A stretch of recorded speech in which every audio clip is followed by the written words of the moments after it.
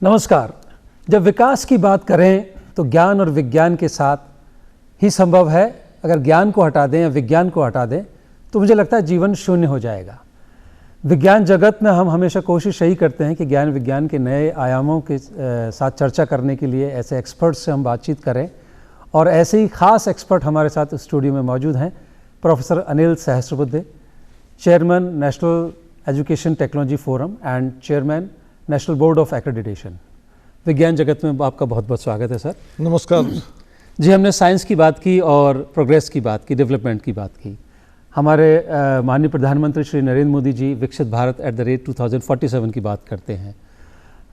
चूँकि आप शिक्षा से जुड़े रहे हैं और साइंस के विद्यार्थी रहे हैं, इंजीनियरिंग के विद्यार्थी रहे हैं, आप किस तरह से देखते हैं आने वाले सालों में, यानी कि 2047 में, रोल ऑफ साइंस और significance of science for the development of nation?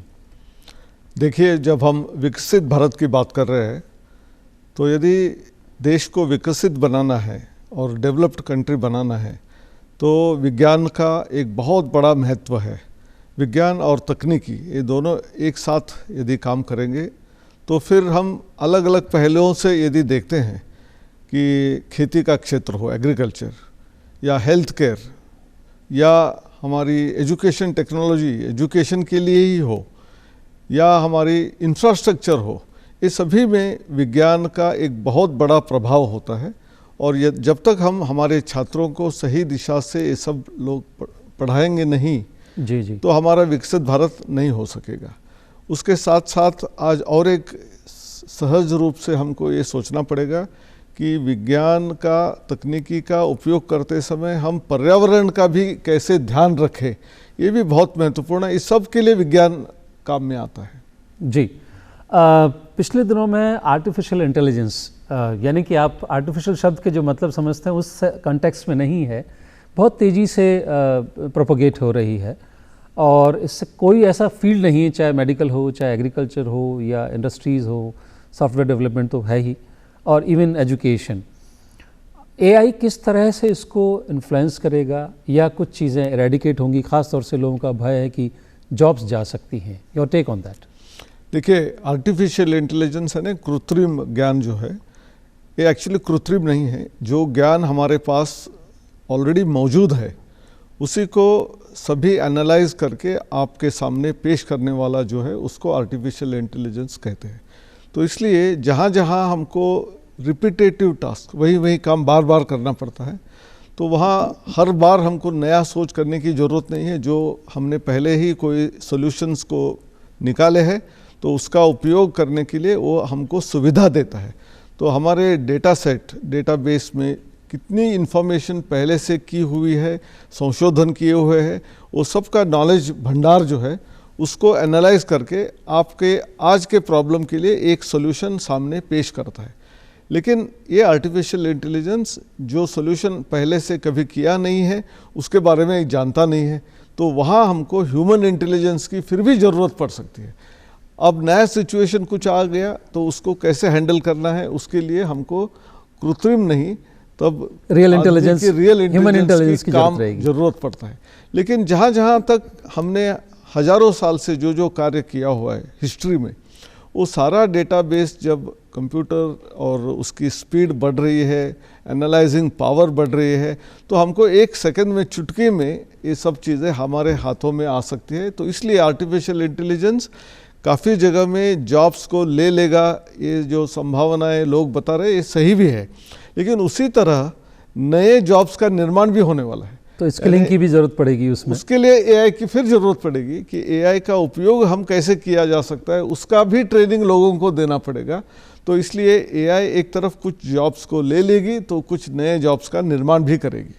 जी, तो घबराने की ज़रूरत नहीं है, लेकिन बस ये है कि जो जल बहता रहता है वो हमेशा ताज़ा रहता है। और जो करियर निर्माण की प्रक्रिया है, जो पहले के समय में जिस तरह से सोचते थे, एक सर्टेन सेट ऑफ स्किल्स आपने एक्वायर कर लिया, सर्टेन क्वालिफिकेशन एक्वायर कर ली, और फिर उसके बाद अपने 30, 35, 40 वर्ष तक आप अपनी प्रोफेशनल यात्रा करते थे, वैसा अब नहीं है। अब चीज़ें बदलती हैं तेज़ी से और उसके साथ आपको कोप अप करना ही पड़ेगा। प्रॉम्प्ट इंजीनियरिंग अपने आप में बहुत सारे लोगों के लिए एक भारी शब्द हुआ करता रहा है। अब एक नई टर्म प्रॉम्प्ट इंजीनियरिंग भी आ गई है। ये if you can please help us to understand prompt engineering. देखिए, एक सिंपल उदाहरण है, क्लास में टीचर पढ़ा रहे हैं, तो उनको यदि एक छात्र को समझ में नहीं आया तो सही प्रश्न नहीं पूछेंगे तो उसका उत्तर भी सही नहीं आएगा। तो जैसे टीचर को हम सही प्रश्न पूछेंगे तो उसका उत्तर समर्पक रूप से वो दे सकते हैं, वैसे ही एआई या chat GPT, open AI, generative AI, इसको हम प्रश्न क्या पूछेंगे उसके हिसाब से हमको उत्तर आएगा। तो हमारे देश में आबादी कितनी है पूछेंगे तो आबादी के बारे में बताएगा। इसमें कितने शिक्षित लोग हैं पूछेंगे तो शिक्षित लोगों की संख्या है वो देंगे। इसमें कितने एम्प्लॉयबल है ऐसे पूछेंगे तो आएगा। तो हमको कैसे वाला प्रश्न उसको पूछना है, इसके लिए एक नया सब्जेक्ट के रूप में उभर के आ रहा है, उसको बोलते हैं प्रॉम्प्ट इंजीनियरिंग। यानी हमको कैसे प्रॉम्प्ट करना है जिसके वजह से हमको उत्तर मिलेगा। हम सब जानते हैं कि नाटक करने के समय यदि डायलॉग भूल जाएंगे तो साइड से प्रॉम्प्टर की आवश्यकता पड़ती है, प्रॉम्प्टर की आवश्यकता पड़ती है। तो यहाँ टेक्नोलॉजी का उपयोग करने के लिए भी हमको प्रॉम्प्ट सही करना पड़ेगा। तो लोगों को यदि सही प्रॉम्प्ट करने का सिखाना है तो उसका ही नाम है प्रॉम्प्ट इंजीनियरिंग। बिल्कुल, मुझे ध्यान है कि आपने जो स्वयं से सीखने की एक सिस्टम शुरू किया था लगभग 2018 में स्वयं प्लेटफॉर्म के ज़रिए, फिर बाद में डीडीपी जुड़ा, स्वयं प्रभा के तौर पर कुछ डिजिटल कंटेंट को प्रोपोगेट करने की बात हुई। तो वो भी बात यही थी कि आप स्वयं से सीखें। अगर आज के इस खास डिस्कशन में अगर स्वयं के प्लेटफॉर्म की कुछ बात आप करना चाहें तो। स्वयं शुरुआत तो 2017-18 में शुरू हुई, लेकिन उसका काफ़ी बड़े पैमाने पर बढ़ावा हुआ है। आज 3000 के ऊपर कोर्सेस है, फिर वो arts, commerce, science, engineering, medical, law, आप जो जो विषय कहेंगे वो सब विषय के कोर्सेस वहाँ हैं सीखने के लिए। अपने कॉलेज या यूनिवर्सिटी में यदि कोई सब्जेक्ट के एक्सपर्ट नहीं है, इसलिए ये मुझे आज सीखने के लिए नहीं मिलेगा, ऐसा कुछ होने वाला नहीं है। आप अपने कॉलेज में, अपने घर में बैठ के स्वयं के कोर्सेज को ले सकते हैं, परीक्षा दे सकते हैं, उसके क्रेडिट्स भी प्राप्त कर सकते हैं। ये सारी चीज़ें तो हो ही रही थी, उसमें बढ़ावा हो रहा है। उसके अलावा अभी अभी पिछले 3 महीने पहले एक स्वयं प्लस नाम से हमने जोड़ दिया। यानी हम सब देखते हैं कि स्टूडेंट्स की एम्प्लॉयबिलिटी नहीं है, इसके ऊपर बहुत लोग अपना शौक व्यक्त करते हैं, और उसके लिए इंडस्ट्री रेलेवेंट कोर्सेस, यानी इंडस्ट्री ने दिए हुए, जैसे माइक्रोसॉफ्ट हो, टीसीएस हो, इन्फोसिस हो, ऐसे कंपनियों ने यदि कुछ निर्माण किए हुए कोर्सेस है तो उस कोर्सेस को भी क्रेडिट के रूप में लेने के लिए व्यवस्था स्वयं प्लस के माध्यम से हो रही है। तो और सारा ये सब सीखना ये ज़िंदगी भर के लिए नहीं रहेगा, तो हमको लाइफ लॉन्ग लर्नर होके बार बार नए नए चीज़ें जो आ रही है उसको सीखना पड़ेगा। उसके लिए भी ये स्वयं प्लस प्लेटफॉर्म बहुत कामयाब होने वाला है। जी, यहाँ ख़ास बात आपके साथ साझा करने चाहेंगे कि ये प्लेटफॉर्म निःशुल्क है।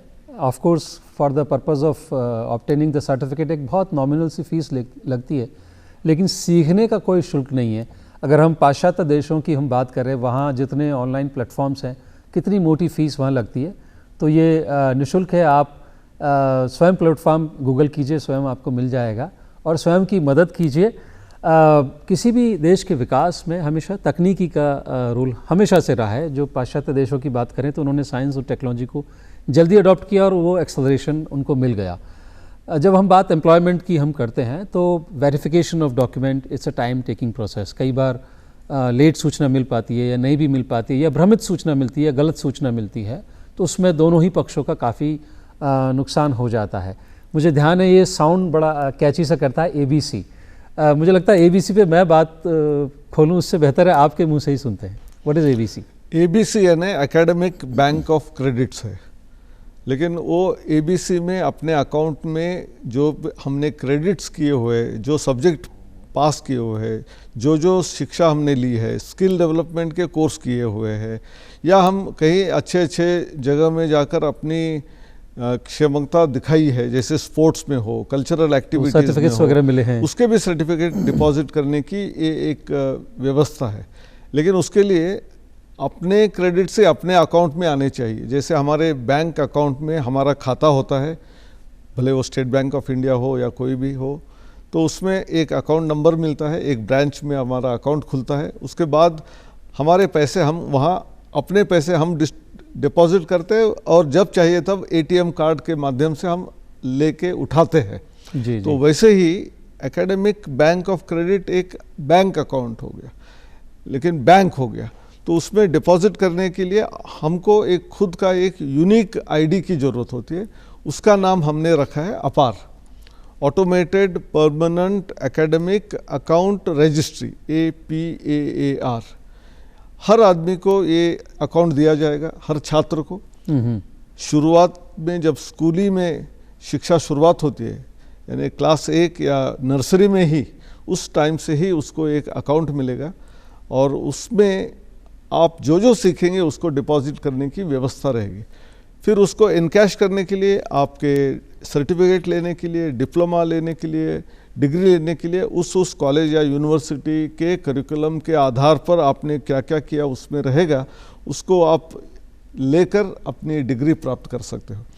कई बार ऐसा होता है कि हर यूनिवर्सिटी का अलग करिकुलम होता है और कुछ हद तक वो ओपन क्रेडिट्स लेने के लिए, ओपन इलेक्टिव्स लेने के लिए परमिशन देते हैं। कई जगह में यूनिवर्सिटीज़, अभी हमने बातचीत जो की स्वयं की, वो क्रेडिट्स लेने के लिए परमिशन देते हैं। उतने क्रेडिट्स तो अपने सर्टिफिकेट के सहारे अपने कॉलेज के ट्रांसक्रिप्ट में आ जाएंगे या अपने डिग्री में आ जाएंगे। लेकिन कई बार यूनिवर्सिटी कहते हैं कि नहीं नहीं, हम ये ही कोर्स करने से हम आपको क्रेडिट हम प्राप्त करने से उसको अलाउ करेंगे, वैलिड करेंगे, बाकी हम नहीं करेंगे। फिर भी यदि छात्र अपनी इच्छा से अपने करिकुलम के बाहर का भी कोई भी सीखेगा तो हमेशा ये एक करिकुलम वीटे, बायोडेटा के रूप में उसमें डिपॉजिट रहेगा। तो जब अप्लाई करने के लिए जाएगा हायर एजुकेशन के लिए या जॉब के लिए या एक कॉलेज से दूसरे कॉलेज के लिए, ये सारी चीज़ें वहाँ ऑथेंटिकेटेड रूप में यानी ट्रूथफुल रूप में मिलेगी। यानी हम हमेशा दूसरे एक जगह से दूसरे जगह जाने से एक सर्टिफिकेट हार्ड कॉपी ले जाते हैं या ज़ेरॉक्स कॉपी ले जाते हैं या उसके ऊपर किसी का सर्टिफाइड कॉपी लिखते हैं, कई जगह में गैजेटेड ऑफिसर का सिग्नेचर लगता है। अब ये सब चीज़ें बंद हो जाएगी। यहाँ एकेडमिक बैंक ऑफ क्रेडिट में जो भी है वो सभी ऑथेंटिकेटेड होने के वजह से आप अपना 12 डिजिट अपार आईडी देंगे तो दूसरे कोई भी इंस्टीट्यूट हो या यूनिवर्सिटी हो, फिर वो रिटन एग्जामिनेशन के लिए हो, स्कॉलरशिप के लिए हो या क्रेडिट ट्रांसफ़र करने के लिए हो या जॉब के लिए हो या कल आप एंटरप्रेन्योर बनना चाहते हैं तो यदि आपकी कितनी कैपेसिटी है दिखाने के लिए बैंक को लोन के लिए अप्लाई करोगे, तो ऐसे अनेक उपाय इसमें से निकल सकते हैं। इसलिए इसका नाम अपार रखा है।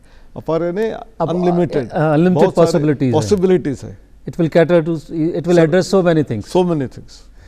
तो एक बात तो पक्की है कि एक आने वाले समय में हमें अखबार में जो एक तरह खास किस्म के जो न्यूज़ एडवर्टीजमेंट्स आते हैं वो नहीं मिलेंगे। यानी कि डॉक्यूमेंट खो गए, किसी को मिले तो इस नंबर पर पहुंचाने का कष्ट करें। कम से एक बड़ी पहल है। और निश्चित तौर पर मुझे याद है कि जब मैं कभी जॉब इंटरव्यूज़ के लिए जाता था तो मेरी जो शर्ट के अंदर मैंने जो पहनता था उसमें एक पॉकेट बनवा रखी थी, सो दैट मैं वो डॉक्यूमेंट्स प्लास्टिक की शीट में रख के उसके अंदर रख सकूं, क्योंकि ट्रेन में मान लो सूटकेस चोरी हो गया तो सब कुछ जमा पूंजी, मेरे जीवन की सारी जमा पूंजी लुट जाएगी। तो it's a big burden for everybody. एक कॉन्शियसनेस हमेशा रहती है कि ट्रैवल के टाइम में ये चीज़ मिस नहीं हो जाए। तो निश्चित तौर पर एक बड़ा समाधान होगा। टोटली फ्री होगा, टोटली फ्री है। वंडरफुल। और हर कॉलेज यूनिवर्सिटी हर अपने छात्र को अपना अपार आईडी बनवाना चाहिए और हर कोर्स जो छात्र अपने कॉलेज में करता है उसको डिपॉजिट करना चाहिए। आज हमारे देश में करीब 31 करोड़ छात्र है, यानी स्कूली छात्र 25-26 करोड़, 4-4.5 करोड़ हायर एजुकेशन के छात्र, ये सब मिलके 31 करोड़ में से करीब 25-26 करोड़ लोगों का अपार आईडी बन चुका है। अब उनके आईडी को कॉलेज अपने अंदर में लेना पड़ेगा। उनका अंदर से उनका कुछ रोल नंबर या एनरोलमेंट नंबर, अलग अलग नाम से कुछ चीज़ें हो सकती है, लेकिन उसके अलावा इस जो अपार आईडी को यदि लिंक करेंगे और सारे के सारे क्रेडिट जो अर्न करेंगे स्टूडेंट उसको डिपॉजिट करेंगे तो एक बहुत ही बड़े पैमाने पर, ये दुनिया में कहीं नहीं हुआ है ऐसी एक चीज़ भारत देश में होने जा रही है। वंडरफुल। अब मुझे लगता है दुनिया में एक अनूठी पहल होगी लेकिन ये सब आपके लिए हो रहा है। अगर आप जागरूक नहीं हैं तो सरकार और प्रोफेसर सहस्त्रबुद्धे साहब का जो एफर्ट है उसके मायने तभी हो पाएंगे, सार्थक तभी हो पाएंगे जब आप इसका बेनिफिट ले सकेंगे। तो जागिए, और इतने बड़े व्यक्ति ने जब इस प्लेटफॉर्म से अपील की है तो निश्चित तौर पर अब सोते नहीं रहना चाहिए। एकेडमिक इंस्टीट्यूशंस की हम बात करें तो रोल काफ़ी बड़ा हो जाता है, न केवल शिक्षण के लिए बल्कि इनोवेशन के लिए भी। और भारत सरकार ने इसके लिए NRF की स्थापना भी की है, नेशनल रिसर्च फाउंडेशन की, बहुत सारी फंडिंग भी उसमें हो रही है। क्वांटम मिशन भी इसमें अभी शुरू किया है, अभी हाल ही में फिर एक कुछ बड़ी योजना विज्ञान से जुड़ी हुई योजना शुरू की है, उसमें भी शायद 10,000 करोड़ रुपए का फंडिंग उसमें देने की बात कही गई है। और पिछले साल की हम बात करें तो लगभग 1 लाख हमारे यहाँ से पेटेंट अवार्ड हुए हैं, जो कि अभी तक का एक सबसे बड़ा रिकॉर्ड है। यूरोपियन देशों की बात करें, चाइना की बात करें, अमेरिकी देशों की बात करें, तो उन्होंने हमेशा अपनी रिसर्च को फोकस किया मार्केट रेडी होने के लिए। हमने एक फ्यूचरिस्टिक रिसर्च की कि हम 20 साल बाद उसे कुछ काम में ले पाएंगे।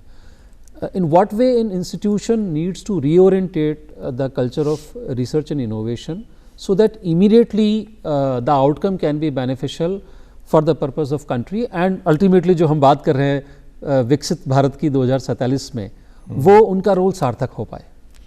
देखिए, किसी भी देश में जहाँ इनोवेशन एंड रिसर्च पर जोर दिया गया है वो सारे राष्ट्र विकसित हो गए, और इसलिए भारत भी उसी दिशा में जोरदार कदम लेते हुए जा रहा है।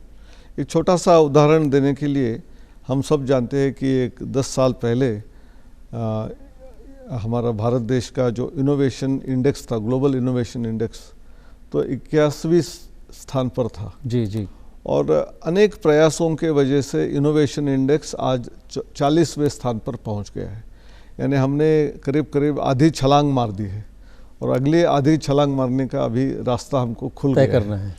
एक तो स्कूली एजुकेशन के साथ इनोवेशन को जोड़ा है, अटल टिंकरिंग लैब्स है, अटल इनोवेशन मिशन जो नीति आयोग ने बनाया, उससे अलग अलग कॉलेजों में, यूनिवर्सिटी में उनको सुलभ रीति से फाइनेंसिंग करना हो या चैलेंज देना हो, ये कार्य चल रहा था। AICT के माध्यम से हर कॉलेज में एक इनोवेशन काउंसिल होना चाहिए, ऐसे कहा। स्मार्ट इंडिया हैकाथॉन को शुरुआत की। वंडरफुल।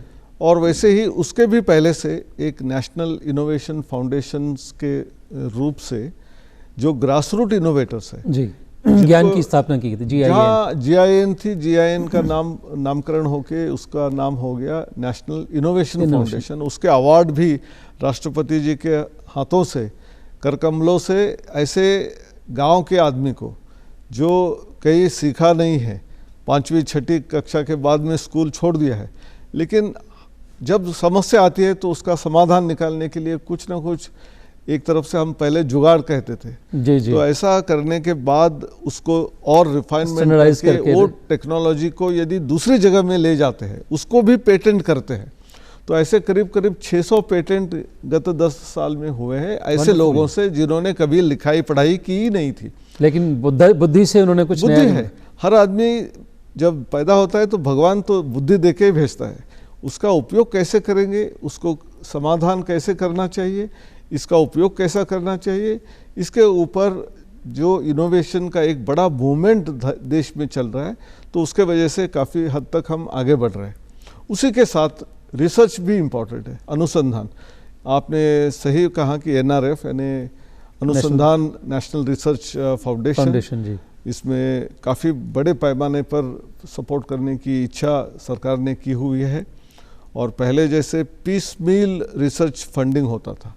मैं एक छोटा उदाहरण देना चाहूँगा कि कई बार कुछ IIT हो, इंडियन इंस्टीट्यूट ऑफ साइंस हो, या अच्छी यूनिवर्सिटी, राजस्थान यूनिवर्सिटी हो, ऐसे जगह में जो प्रोफेसर है उनके दिमाग में कुछ बड़ी रिसर्च की कल्पना आती है, और वो ठीक तरह से चलाने के लिए जो फंडिंग की आवश्यकता है वो कई बार छोटी हो सकती है, कई बार बहुत बड़ी हो सकती है। जैसे किसी को कुछ इक्विपमेंट है जिसका कॉस्ट ही 4-5 करोड़ है, फिर उसके बाद कुछ मैन पावर लगेगा, कुछ कंज्यूमेबल्स लगेंगे, तो ये सब मिलके 7-8 करोड़ का प्रोजेक्ट है। लेकिन बहुत सारे हमारी एजेंसी जो है, DST है, DBT है, या UGC है, AICT है, साइंस इंजीनियरिंग रिसर्च बोर्ड है, रिसर्च काउंसिल है, फीस्ट प्रोजेक्ट है, ये सब में लिमिटेशन है कि एक प्रोजेक्ट में हम इससे ज़्यादा नहीं दे सकते। तो फिर इनकी जो ज़रूरत है एक जगह से मिलती नहीं थी। फिर कई बार एक फैकल्टी को या ग्रुप ऑफ फैकल्टी को दो जगह में वही प्रोजेक्ट को सबमिट करना पड़ता। कई बार यहाँ से थोड़ा आया, यहाँ से आया, उसको इकट्ठा करके जेम तेम जैसे वैसे वो करने की कोशिश कर रहा था, फिर भी कम पड़ता था। और वही रिपोर्ट दोनों जगह में देने से लगता था कि इसने 2 जगह से पैसे लेके तो रिपोर्ट एक ही बनाई। तो इसलिए जो ज़रूरत है वो पूरी की पूरी ज़रूरत पूरी करते हुए, लेकिन अकाउंटेबिलिटी के साथ, यानी आपने कमिट किया है ना, हम ये करके दिखाएंगे, तो उसके लिए आपको फंडिंग मिलेगी। आपने क्वांटम मिशन की बात की, क्वांटम कंप्यूटिंग की बात की, ये सब चीज़ करने के लिए काफ़ी मेहनत करनी पड़ेगी। नैनो टेक्नोलॉजी के ऊपर रिसर्च करने के लिए हाई एड रिसर्च इक्विपमेंट लगेगी। तो एक कमिटमेंट के साथ आप यदि मांगते हैं कुछ चीज़ें और करके दिखाएंगे तो आगे आपको प्रोजेक्ट मिलेगा, नहीं तो बाद में नहीं मिलेगा। ऐसा जब हम करेंगे तब लोग सही ढंग से अपना प्रोजेक्ट पेश करेंगे, और एक ही जगह से जब मिलता है, यहाँ वहाँ दौड़ने का जो सिलसिला चलता था वो भी बंद हो जाएगा। वंडरफुल। क्वांटिटी और क्वालिटी हैंड इन हैंड जाना ज़रूरी है। क्वालिटी तो डेफिनेटली हम प्रयास कर रहे हैं, आप जैसे सुधी लोग लगातार पिछले सालों में बहुत सारे रिफॉर्म्स लेके आए और उसका ग्रास रूट लेवल पर इम्पैक्ट भी दिखने लगा है। लेकिन जब तक हम क्वांटिटी में ये काम नहीं कर पाएंगे, 150 करोड़ की आबादी का देश है हमारा, महिलाओं की भी जिसमें जनसंख्या बड़ी है, ऐसे में ग्रॉस एनरोलमेंट रेशो की हम बात करें तो निश्चित तौर पर पिछले सालों में कुछ बढ़ोतरी हुई है, but still miles to go. So in what way gross enrolment ratio issue can be addressed, जो हम विकसित देशों की बात करेंगे 50% से ऊपर जा सके? देखिए, राष्ट्रीय शिक्षा नीति जो 2020 में आई, उसमें स्पष्ट रूप से कहा है कि अगले 15 साल में हमारा ग्रॉस एनरोलमेंट रेशो जो आज 28% है, उसको 50% तक ले जाना चाहिए। लेकिन ये सब बिल्डिंग बनाकर या ब्रिक एंड मॉर्टर यूनिवर्सिटी बनाकर ही सिर्फ करना शायद संभव नहीं है, क्योंकि हमने देखा है कि आज़ादी मिलने के बाद 1947 यानी 47 को हमारी ग्रॉस एनरोलमेंट रेशो 0.7% थी, और 28% आने के लिए 75 साल क्रॉस हो गए। जी। तो हम अगले 28 से 50%, और आबादी भी बढ़ रही है जी। तो ये करने के लिए हमारे हाथ में 10-15 साल में ये सब होना संभव नहीं है। तो इसलिए हमको अलग अलग नए उपाय करने पड़ेंगे। पहला उपाय ये है कि हमको टेक्नोलॉजी का उपयोग करना चाहिए, जो हम आज ऑनलाइन एजुकेशन कहते हैं। मूक का माध्यम से कुछ कोर्सेज है, यूनिवर्सिटीज़ ऑनलाइन कोर्सेज को फ्लोट कर सकती है, स्टूडेंट्स को अपने घर में बैठ के वो डिग्री प्राप्त कर सकते हैं। इसमें अगेन 2 फायदे हैं। एक तो जब गांव का छात्र, जहां उनकी इनकम कम है, उसको यदि शहरों में आकर अपना एजुकेशन लेना है तो कॉलेज या यूनिवर्सिटी की फ़ी भी है, वो भी ज़्यादा रहती है कई बार। उसके साथ साथ उसको रहने का खर्च, लिविंग एक्सपेंसेस भी है, और खाने पीने का खर्चा आएगा। लेकिन यदि घर में ही बैठ के अपना घर का काम संभालते संभालते कम फ़ी में अफोर्डेबल एजुकेशन लेते हुए यदि उसको हाई क्वालिटी एजुकेशन मिल सकेगा, तो ये सिर्फ टेक्नोलॉजी ही कर सकती है। तो इसलिए टेक्नोलॉजी का उपयोग करना है। उसलिए हम जो इंटरनेट का फाइबर ऑप्टिक नेटवर्क जो है वो गांव-गांव तक पहुंचा रहे। अब करीब 50% के ऊपर गाँवों तक तो पहुंच गया है, बाकी जगह में भी चल रहा है। तो अगले 1-2 साल में 100% जो 6 लाख के ऊपर गांव तक यदि फाइबर ऑप्टिक कनेक्टिविटी पहुंच जाती है, तो एक सिंपल डिवाइस यदि आपके पास है, और हमारे देश में डेटा का जो कॉस्ट है, डेटा बहुत ही सस्ता है। किसी भी देश में इतना सस्ता डेटा नहीं है, इतना सस्ता है। एक हाथ छोटा डिवाइस हमारे हाथ में मिल गया तो गांव-गांव में छात्र अपना डिग्री प्राप्त वहाँ से बैठ के भी कर सकते हैं। बिल्कुल। दूसरी चीज़, आज तक हमारी सारी हायर एजुकेशन की जो प्रणाली है वो अंग्रेजी में चलती है। हमारा higher education is all in the English language, क्योंकि ब्रिटिशों ने स्टार्ट किया, तो इसलिए हमारी डिग्री कॉलेजेस, इंजीनियरिंग हो, मेडिकल हो, लॉ हो, सब अंग्रेजी में है। तो जब तक हम गांव के छात्र को जो अपनी पढ़ाई 10वीं 12वीं तक अपनी मातृभाषा में, हिंदी में, तमिल में, कन्नड़ा में, तेलुगु में, बंगाली में करके अच्छा छात्र है, लेकिन उसको देखता है कि जब शहरों में जाता है तो सारी कॉलेज में सब अंग्रेजी में हो रहा है, तो ये तो मेरे बस का नहीं है, ऐसे वो बैरियर लगता है छोड़ के आ जाता है, पैनिक लगता है। तो इसलिए उसको एक तो घर में बैठ के शिक्षा, अच्छी शिक्षा, अपनी भाषा में शिक्षा, ये सारी चीज़ें करने के लिए टेक्नोलॉजी का उपयोग है। हमने एक बहुत बेहतरीन अनुवादिनी नाम का प्लेटफॉर्म तैयार किया, टूल डेवलप किया है, artificial intelligence based translation tool. कोई भी अच्छी से अच्छी किताब जो अंग्रेजी में है उसको भारतीय 22 भाषाओं में करने का उसमें प्रस्ताव है और उसने करके दिखाया है। और सबसे बेहतरीन इंटरेस्टिंग यानी जिस सॉफ्टवेयर में वो बुक प्रोड्यूस किया गया था, हम सब जानते हैं कोरल ड्रॉ एक सॉफ्टवेयर है, वैसे ही अलग अलग सॉफ्टवेयर में यदि आपने किताब तैयार किया था, उसी सॉफ्टवेयर में दूसरे भाषा में तैयार करने वाला, यानी इन एसेंस पीडीएफ फाइल है तो पीडीएफ, वर्ड फाइल है तो वर्ड फाइल, ऐसे करने के वजह से आपको एक इंग्लिश का किताब उसका जीरोक्स कलर कॉपी अपने अपने भाषा में मिलेगा, ऐसा एक। और ये भी फ्री है, ये अभी फ्री नहीं है जी। ये हमने AICTE के लिए, UGC के लिए काम किया, तब शुरुआत में फ्री किया था। अब ये एक सेक्शन 8 कंपनी के नाम से अनुवादिनी फाउंडेशन ऐसा नाम देकर किया है, तो ऐसे काम करने के लिए हम चार्ज करते हैं, लेकिन छोटा वेरी नॉमिनल, लेकिन छोटा मोटा काम यदि छात्रों को दूसरी भाषा में कुछ सीखना है तो वो फ्री है जी। लेकिन लार्ज स्केल काम के लिए उसका कंप्यूटिंग पावर, उसके स्टाफ का सैलरी, ये सब हमको खुद देना पड़ेगा, इसलिए हमने ये रखा हुआ। तो जब इतने सारे प्रयास आपके लिए किए जा रहे हैं और सामने आ चुके हैं, तो मुझे लगता है अब सीखने से दूरी बनाने की कोई वजह नहीं बनती है। आप जहाँ हैं, ब्रिक टू क्लिक की डेफिनेशन प्रूव हो चुकी है कि आपको एक बिल्डिंग की आवश्यकता नहीं है सीखने के लिए। आप जहाँ भी हैं, कहीं भी हों, डेटा उपलब्ध है, बहुत सारे इलेक्ट्रॉनिक डिवाइसेस उपलब्ध हैं, और आसपास आपके जो लोग हैं हर 2-3 साल में अपनी डिवाइस पुरानी होने के कारण वो जंक में पड़ी हुई है, उनसे बातचीत कीजिए, कोई भी व्यक्ति उसको निःशुल्क आपको उपलब्ध करा देगा। शैक्षणिक संस्थान आगे बढ़ सकते हैं, शहर के बड़े एकेडमिक इंस्टीट्यूशंस जब नए कंप्यूटर्स खरीदते तो पुराने कंप्यूटर्स का क्या करते हैं, वो जंग खा रहे होते हैं, उनसे बात कीजिए, कोई भी व्यक्ति आपको उपलब्ध करा देगा। तो मुझे लगता है कि इस तरह से सब मिलजुल करके आगे बढ़ेंगे तो विकसित भारत बाई 2047, मुझे लगता है कि अगर सबका प्रयास होगा ना, तो ये और शायद 5-6 साल पहले ही हम इस टारगेट को अचीव कर लेंगे। प्रोफेसर अनिल सहस्त्रबुद्धे सर, आप स्टूडियो में आए और बहुत महती जानकारियाँ आपने दी, और आपने इतने सारे इनिशिएटिव भारत के लिए किए हैं, उसके लिए धन्यवाद देते हुए आप सबसे लेते हैं विदा। विज्ञान जगत में आज के लिए बस इतना ही। नमस्कार। धन्यवाद पुनीत जी।